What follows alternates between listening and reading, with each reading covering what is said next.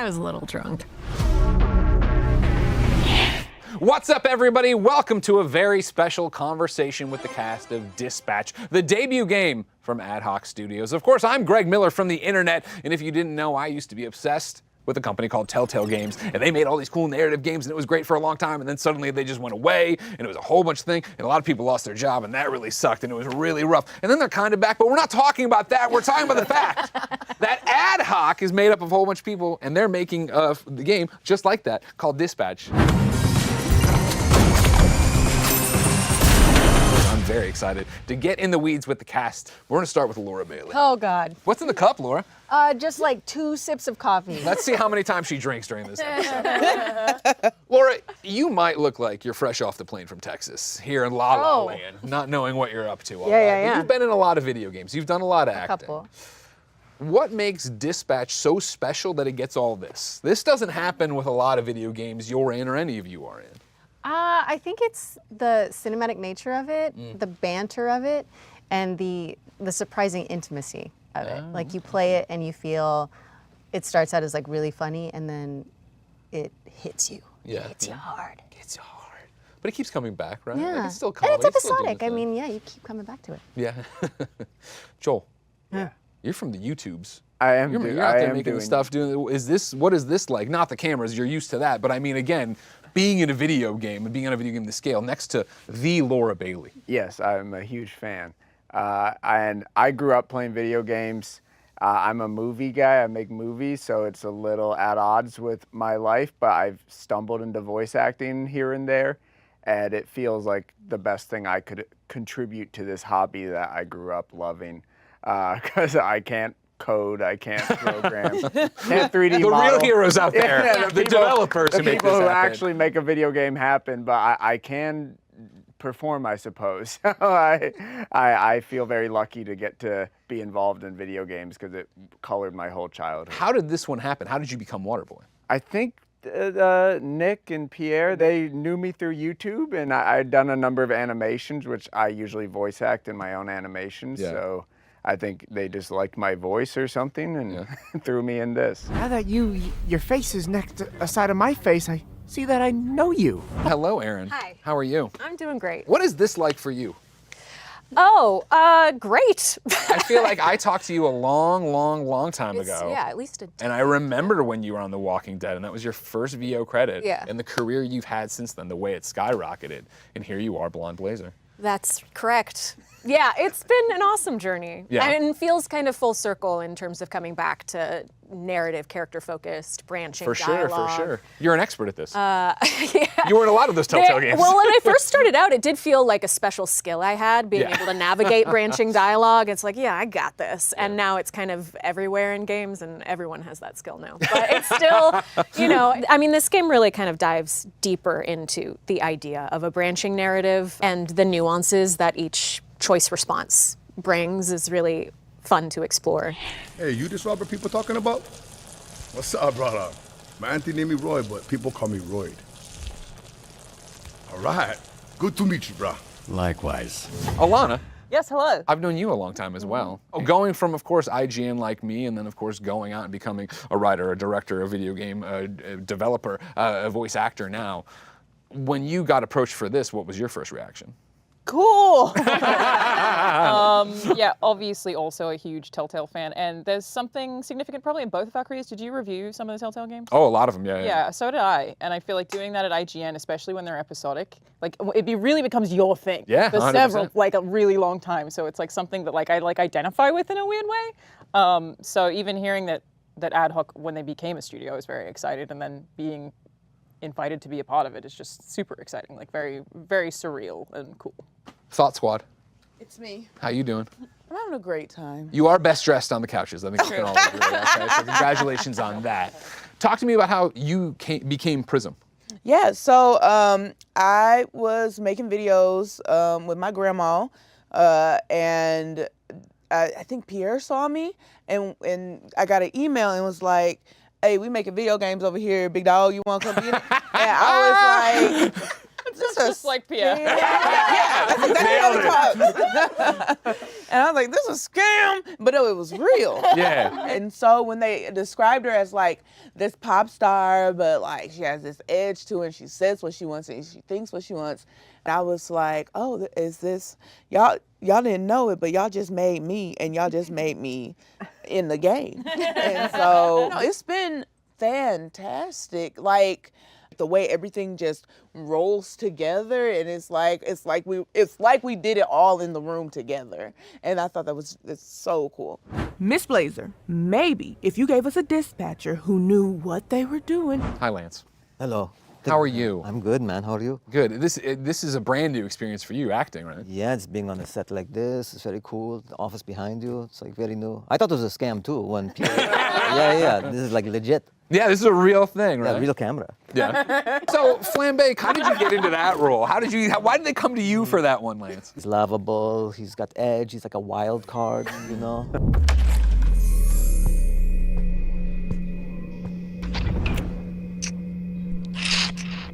Just like you? Kind of, yeah. I mean... Did you have to stretch your acting chops for this one? Not really. I just get in the booth, and then you do your lines and stuff. It's written for you, so you just say it. Yeah. It's not that hard, right? It's not very hard. Yeah. You have like a music stand, so you don't even have to hold it. Yeah. Wow. So they print it out, you read it, and you're there for a while, then they say you can go. Then you go, and then check come. Okay. Good. And then you show up here. Yeah. Another check after this one. Is there a check or no? Is there a check for it? We'll check with Pierre. You know, there's fruit plate back there. Yeah, there is a fruit plate. Yeah. Blueberry's very good. Mayana, let's talk about checks for a second. Sure, absolutely. Because you came in to voice Coop and then somehow turned this into a job at Ad Hoc. How did you do that? Tell me. Great question. So I auditioned a long time ago for a different project that Telltale was working on, and then Telltale went the way that it went. Yeah. And I was in the system. I was like a fish in the ocean. And then I got an email from Natalie, the producer. I auditioned. We like turned our cameras off so I could read the lines. Went through it a couple times, and I was like, I probably didn't get that. And then I got an email. They're like, do you want to do scratch for this video game? I was like, yes, please. And then after doing that for like a year, I saw that they were hiring for writers. And so I just like applied, and then I was like, I'm gonna email Nick. I'm just like, hey, just letting you know I applied. Did a writing test, and then I got to be a writer for the game, and it was great. And then when Coop was up for stuff, I came in to read for Coop, and now I'm doing two jobs. 2 jobs on the game. 2 jobs. 2 checks coming in. 2 checks coming in. My basis in my training is improv. And so there'll be times when they're like, okay, you're gonna do this, I'm gonna talk about this, and da-da-da. And then I'll just be going and going and going and going and going. And then I'm like, is that good? And like, then they turn on their thing, and all I hear is, ah! And so I was like, okay, I'm doing good. Because, I ain't never done this before, and I'm like, everybody's so professional. Okay, I hope they liked me. Overthinking and everything. And then, like, at first, like the first couple sessions, I was like, And then after, like, getting to know the people that were going to be on the screen and stuff, like, I felt like very comfortable. Like, I feel very comfortable being on this, this round table with, like, these people. Like, I feel like not like, oh, I'm just a rapper person. I just make songs about my coochie. Instead, it's like, yes, I am a professional voice actor. Yeah. Period. Like, it is an interesting thing of like doing something like this, and with like this cost that's like so involved, and we all have different relationships that even if I haven't met some of you, it's like, you're like, oh yeah, I know you. Yeah. We've had many conversations, which is very cool. Eclectic, you know? Yeah. And so professional. I look at the IMDb, I'm like, wow, these are real people. Yeah. You're real people. Yeah, but not real like this. Yeah, they're like real. Joel, the question I have for you though is like, was it hard then to get on mic and, usually you're from the ground up with what you're creating, to come into something here that was already written, that was already established, to find this character? Was that tough? I'd say yes and no. I'm so improv based as well. Like, I usually just go off the cuff and say whatever I want when I'm making my own stuff. Yeah. So being a little more railroaded, it's like, it's a different skill set. It feels like it's I got this job because of the other thing, and then I'm getting to experience this new form of this expressiveness. I did a voice for the first session, like a character, and they had me come back and not do that. Like, listen, you're awkward enough as yourself. I did a little, a little higher pitched, a little more awkward intentionally, and they're like, just do your voice. And I think weirdly enough, I lost confidence when I was then just being myself. I was like, oh God, not him.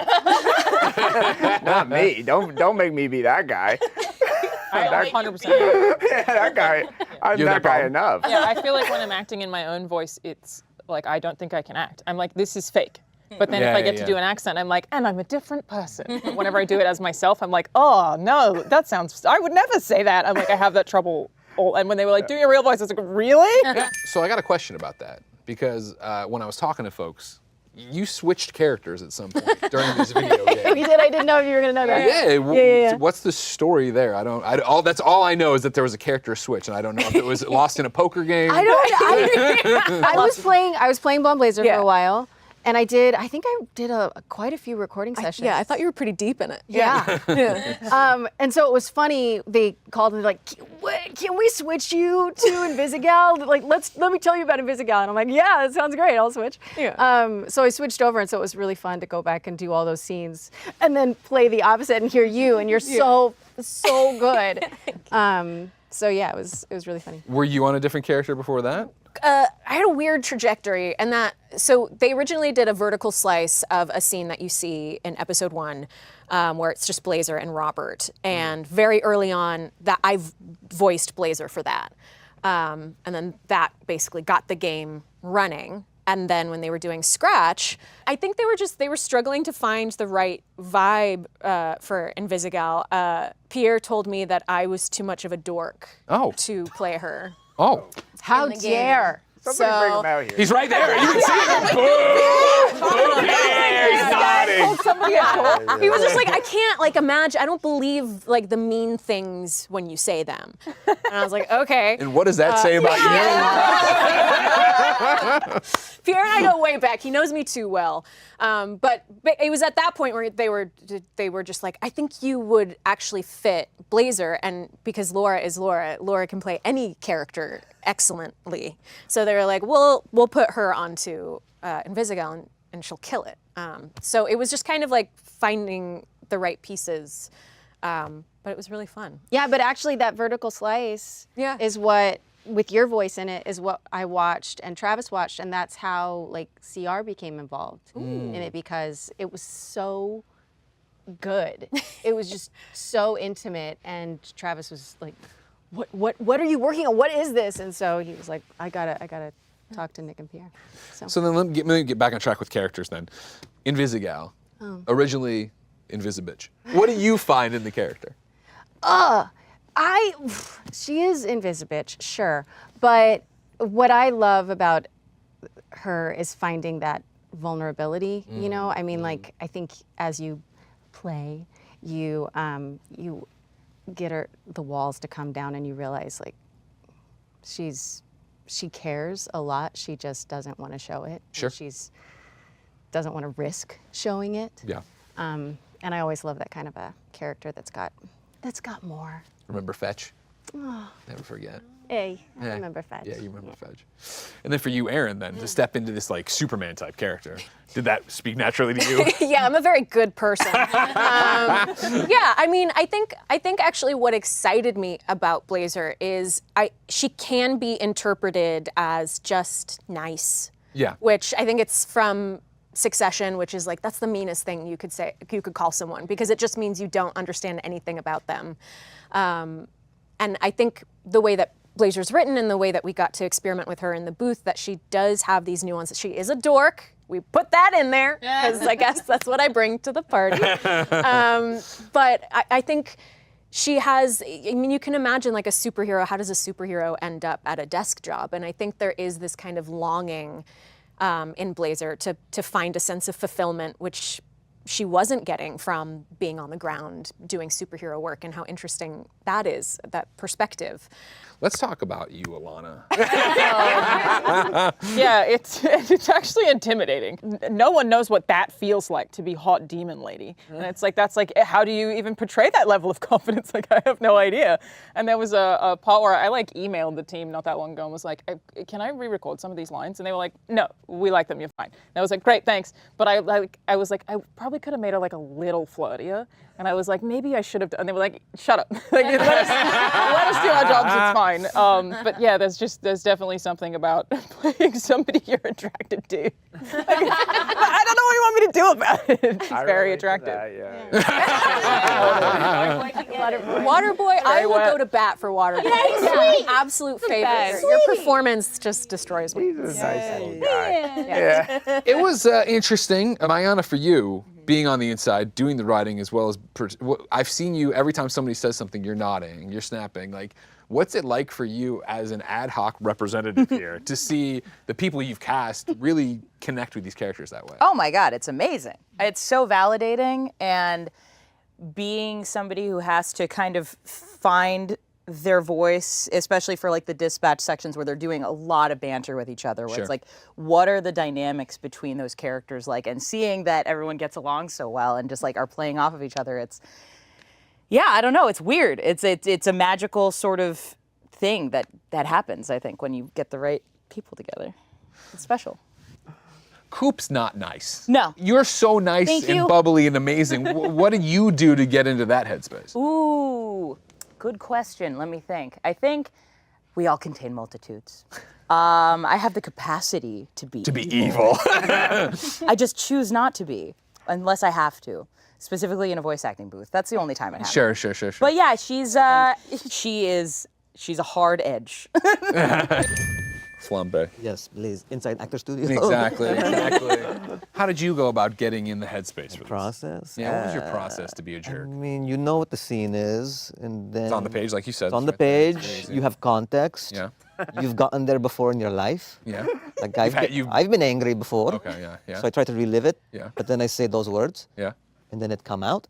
And if it's no good, then you hear, can we do it again? And then you give them options. So you do like a couple of them, but usually I'm like one take, and they like it. Of course. I'm like Jay-Z in the VO. I guess I'm just like natural at it. Yeah. But yeah, so you just like draw upon experience, like acting, I guess.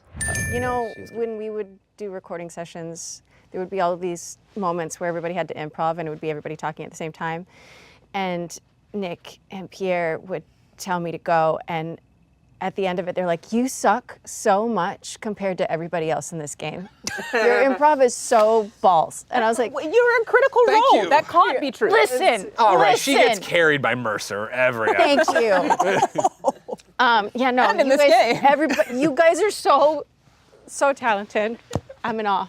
I thought she was crying Seriously. for a second. I'm like, whoa, she's a good actor. That's the She's a good actor. actor. Thank I you. can't cry, even in real life. I can't. I've never cried. Damn. Yeah, Real man. I guess so. Yeah. Doing this and enjoying this, do you think you want to do more of this? So you're touring all the time. You're on tour right now. Where were you this morning? This morning I was in Dallas. We are in Los Angeles. Los Angeles. When everybody came to the Los Angeles show earlier this year, I was saying like, wherever y'all need me to be, I will be there.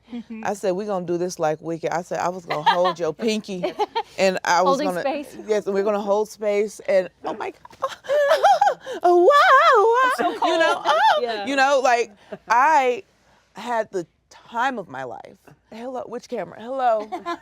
If you need somebody like me in your video game, I'm available. And this story it's so good. I was telling them in the makeup, I was like, y'all really, what's the boy from Spider-Man? Spider-Man. Tobey Maguire? No, the other Tom Holland. They really Tom Hollanded me because I only had my lines and the lines before and after, and I only played the three episodes. I ain't even got up to number 4, exclusive. But I'm like, all of this was going on in here. Oh, right. It's so good. The story of it, the depth of the characters is so good. I'm so happy that they wanted me to be a part of this and create this this art. It's great. Joel, for you being a video game fan, what was it like to boot this up for the first time? It was exciting. I've done one video game before. I did High on Life, and that was all improv. Like me and my friends just did like all the TV ads in that game, and it was literally just no script, like no concept, you know, just say stuff. So that was a little more akin to how I approach like my films and stuff. So this was the first one that I'm like, oh, like I have to play like an important part of this bigger puzzle. Like I hope I slot in. You know, I was nervous to see my own parts, but I was also just so excited to see all the narrative bits that I was unaware of. Like you said, like I'm like, oh, there's so much going on here that I was not privy to, you know, just because I'm only in these select scenes and these moments. And everyone does such an amazing job. I was instantly hooked. It's very like, I think what this game does really cool is that the choices are like, there's no pause, you know, like in the old Telltale games or like a Quantic Dream game, you're sort of like given an infinite amount of time to make your decision. And this game sort of forces your hand, which is cool because you act a little more instinctually, but you also like don't ruin the flow, the pacing of the scene. You know, the scene keeps going. I think that's really cool. And it's almost like a magic trick. I had access to the first 4 episodes, played all 4 in like one sitting because I was just hooked, which is probably good that it's episodic, so now I don't do that. You have to slow down and enjoy it, smell the flowers for a second. Now you have to wait a really long time. Yeah, now I have to wait so long. I am hooked. I am actually like excited to see where this goes. I love single player games. I love like story driven games where you're making decisions that feel impactful. And I'm so excited to see where it goes as just a gamer, for sure, as opposed to like a performer in the game. I also feel like the jokes at your expense specifically are really funny. Like, I know you're not Waterboy, but he gets roasted. Yeah. He gets it rough. And I was like, that must be funny for you to play and be like, man, they're really tearing me apart. Yeah, fortunately that never happens in real life. Not relatable. Yeah, not I think that's, you know, something you're talking about there is what's so awesome about games like this and what Ad Hoc's doing is the idea that this is clearly not a role-playing game. But in so many ways it is, where I go through and I'm making these choices and that's what my character is doing. And that means that when we sit down and we compare, well, all right, well, what did you do in this and what choice did you make there? And you said that, you had this positive relationship. You don't get that in a lot of games because usually it is this, here's your narrative, here's the story. And have these branches that I always describe it since reviewing The Walking Dead back in the day, right? Of like, we're all handed the same coloring book page, but then you go in and you shade it to be your own. And so at the end, we all look around and they're quite different. It's part of why I'm excited for the episodic releases to see the community responses. Like the conversations. Yeah, right? I think it's gonna be really, really fun. And is this main? I don't know. I'm definitely gonna watch like so many streamers play through it and like see what choices people made and like especially like if they have chat interaction. You know, you can see how people have so much pressure, and I think that's more fun when it's something that you're involved in some way. Oh, for sure. I'm super excited to see the audience reaction and like how even like opinions on characters differ and all that stuff. I think it's gonna be very, very fun to just even watch other people go through, for sure. Like it goes so deep. Yeah. In like you can make the smallest choice in episode 1 and the what is it called? The fallout consequences are in every single episode. I've played episode 1 like 4 times because I was like, oh, what if I do this? What if I do that? Like, I don't know how their brains work. Because it's not like there's a part where they're like, oh, let's just put a little cutscene in here that fixes it and then we don't have to worry about changing his appearance for it. No. I don't understand the science. Because how you put that in there, and it's just supposed to remember that for each individual computer, and that's just one thing.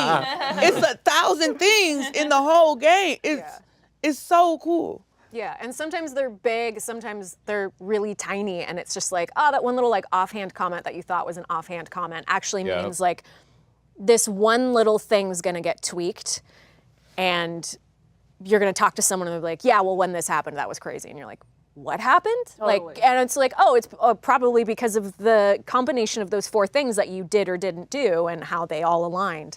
But all those tiny little differences just add up to completely different experiences. It's really cool. Are you still finding joy in playing it since you know the permutations of, I assume, everything? I absolutely am. Well, because what's fun for me is like I got to see it when it was just storyboard drawings, and like the way that you pace it out, it's like you're playing the game, but it's in storyboards. Yeah, and so going from that to seeing like the final renders of everything, it is like playing it new again, where you're like, oh my God, they did it, they put the things in. But like I'm excited to play through my story, like because I haven't played through just like my choices, because we're just like running through everything. So I'm like, who will my Robert be? We don't know yet. He's a blank slate to me still, which is very exciting. I guess this is for everybody here, obviously, but a little bit more for Mayana. Where are we at right now with expectation? With is it every day feel like the day before Christmas, or does it feel like the day before a final? Because as we record, we're 1 week away from launch. October 22nd, Steam, PlayStation 5. Oh my God, the people be working round the clock. Like everyone's still not Pierre, who is just sitting over there nodding or laughing. That's work. But yeah, we are so excited. We're so excited. But I think we're also just like, we've been all living with it. One of the things we were talking about is, I guess there was a dev from Resident Evil who was like, we don't even know if our game is scary. And it's similar. It's like, is it funny? Are the jokes still funny? Because it's like you hear a joke 1,000 times, you're like, I don't know if it's still funny. Yeah. But I think the response and hearing people who haven't been living with it in the same way, and even people who've been a part of it but get to experience it as a player for the first time, like, I think I'm really excited. And I think that the team deserves all the fanfare because they've been working so hard. And I can't wait for them to get the love and accolades they deserve for this, because, yeah, it's been a long time coming. And so then, yeah, as a cast, like, I feel like we have so many differing perspectives. Obviously, seasoned voice actors, and everyone's obviously incredibly talented where they are. Alana has 15 projects going at any time, any day of the week. Like, Thought Squad, for you, are you just like, is this something you think about, or are you focused on the next show and this is something fun that's happening next week? Oh, I think about it every single day. I be in the ad hoc Reddit and on the ad hoc Discord. Okay. And are you lurking or are you commenting? I comment every once in a while, but don't nobody care about me. They care about these two. And so I'll be like, ha ha, and people be like, okay. Shut up, faker. Yeah, right. And I'm like, y'all see that GIF? That's me. That's me. Y'all should make me famous.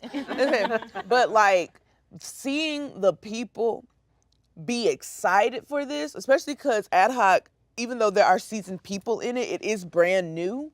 So many people are excited for it. Yeah. And it's like, for me, it's like Christmas, because I'm like, but we're Santa Claus. And so everybody's waiting for it. And I'm like, and I know, I'm like, oh, when you get this, you gonna shit your pants, I swear to God. And so I'm so excited, and I'm so excited for the world to have it too. Oh, yeah. Joel, what about for you? Is this something you're thinking about a lot, or it's like, oh, right, that thing I did is happening? I think as it has approached the release date, I'm so excited to see reactions. I want to see, like you said, I want to see people Twitch stream it and see what they do in my scenes and everyone else's scenes, because it's so exciting to be in a project like this that has such like high fidelity animation. Yeah. It's like, it just feels like you're really watching a great superhero movie or TV show. And yeah, it just, and being in such great company is a delight too, both on screen and now. Yeah. Laura, tell me about your perspective, because obviously there's the acting and being a part of it, but then Critical Role, like this is like new ground for you. Yeah, like, I mean, this is our first video game. Well, not our first video game to be a part of, but you know what I mean. Yeah. I know what you mean. They know. Yeah, sure. So is it like a different feeling then, building up to release? Yes. Yeah. Yeah. We've been working on it for so long, and teasing little bits as the year has gone by. Yeah. So for it to be here now I can't wait to see what everybody says about it. And it'll make a big difference. I mean, you know, how Critical Role approaches video games. Yeah, 100%. Yeah. Erin, you've been working on it a long time. How long has this journey been for you, from doing the scratch audio, from being involved with it? 3 years, Okay, I think. okay. Yeah, it's been a while. So then what's it like right now, on the eve? Or maybe it's upon you. Yeah, I mean, I am I'm really excited. I'm also just like nervous vicariously through like the ad hoc perspective of like debut game, want it to be great.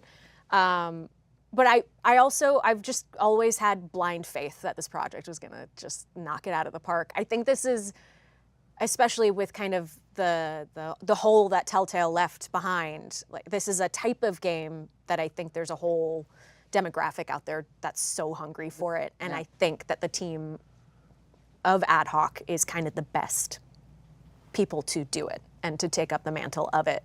So yeah, and the episodic release, like the event of it all, I'm really excited, like week by week, just kind of peeking in and seeing how people are reacting to everything. How are you approaching weekly releases? Are you so busy with your comedy, Mr. Can't Stop Anopoulos, or are you paying a lot of attention to what's going on in the Reddits, on the Discords? Do you know what these are? I'm not like deep dive like that, but it's very cool to get like cursory knowledge of what's going on. And obviously, I'm just a small part of it, and I don't even really know what's going on much. But the fact we're doing this and it's so high, high profile, and the talent involved with it, you're like, oh, this is kind of a big thing. It's cool to be a satellite of that. Yeah. So maybe, if it pops, if you get some like DMs or whatever, then you're like, well, this is pretty big. So like and I'm not like actively, is it big or not? Yeah. It already is kind of big. The fact that we're like here. We're in Burbank. Yeah, we are in Burbank. Doesn't get better than that. The baby. city of stars. There's so many studios and stuff like in These Yeah. are like fancy lights. You can't see above the camera, but we're lit really well. So there's a lot of production value, even in the promo run, and like Aaron Paul not going to do dog shit, I know, right? So true. He would not attach his name if it was kind of like whatever. Yeah. He has tequila or whatever, right? Sure. He has alcohol money. Right. Yeah. No, he's just so rich, he don't have to do this. I have to do this. I have to do. I like doing it. Yeah. But I don't have option. Like in the game, you have option. I don't have option. You have to do this. I don't. Yeah, I have one narrative, and it's do the game, get money. Yeah. And the gameplay I see is it looked really impressive. You lucked out. Yeah. Yeah, the talent. Like even before my line, I'm like, whoa, Breaking Bad guy. Yeah. His line into my line, and so this is pretty big. He has a lot going for it, and these very talented, actors here and stuff, big pedigree.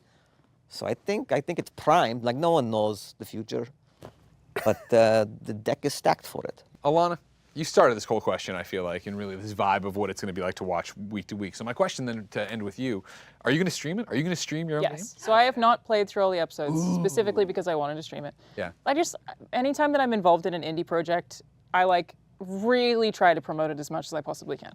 In no small part because I feel like if you have a following and you're not using it to promote cool creative shit, what's the point? Like I really strongly feel that way. So I'm like, I will do everything I can to promote the shit out of this thing that I think is really good, and I really like this team of people. So yeah, my community's like already excited about it. So I'm gonna stream every episode when it comes out, and I'm really looking forward to doing that. And like you guys are saying, there's like so much that I don't know about. I know what happens to me, and I know what happens to like the closest relationships that Malevola has, but there's so much of the game that like is totally a mystery to me. So I'm very, very excited.